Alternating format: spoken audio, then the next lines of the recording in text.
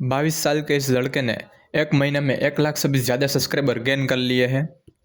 उसके चैनल में 1 मंथ्स में 100 के सब्सक्राइबर से भी यानी कि 1 लाख सब्सक्राइबर से भी ज़्यादा सब्सक्राइबर बढ़ रहे हैं।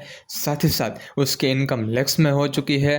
BMW, नेक्सॉन, वर्ना जैसी कार कलेक्शन भी है और रिसेंटली उन्होंने कैरी मिनाटी के साथ कोलैब भी किया है। और वो इंसान है यूट्यूब का महाबली यानी कि वन एंड ओनली पूरव झा।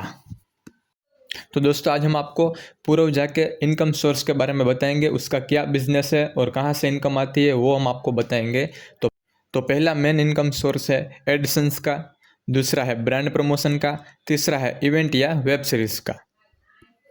पूरव झा अपने यूट्यूब चैनल में एक महीने के अंदर 2 से 3 लॉन्ग वीडियो अपलोड करते हैं और इसमें करीब 10 या 11 मिलियन व्यू आते हैं।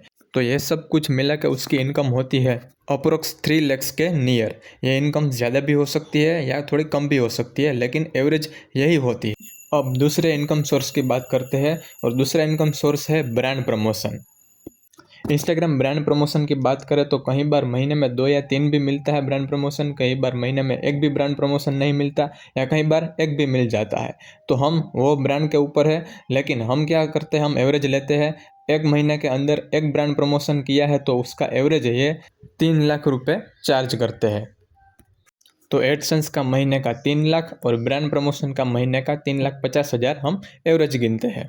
अब तीसरे मेन सोर्स की बात करते हैं तो तीसरा मेन इनकम सोर्स है वो है इवेंट्स या वेब सीरीज़। अब इवेंट्स की या वेब सीरीज़ की बात करें तो वो साल में 1-2 वेब सीरीज़ भी कर लेते हैं और उसमें वो हाई फीस भी चार्ज करते हैं और साथ ही साथ कुछ इवेंट्स में भी जाते हैं और इवेंट्स में भी अपना पैसा यानी कि अपनी फ़ीस वो चार्ज करते हैं। तो उन सब का हम एक एवरेज अमाउंट निकाल लेते हैं, तो वो एवरेज क्या कमाते होंगे मंथली।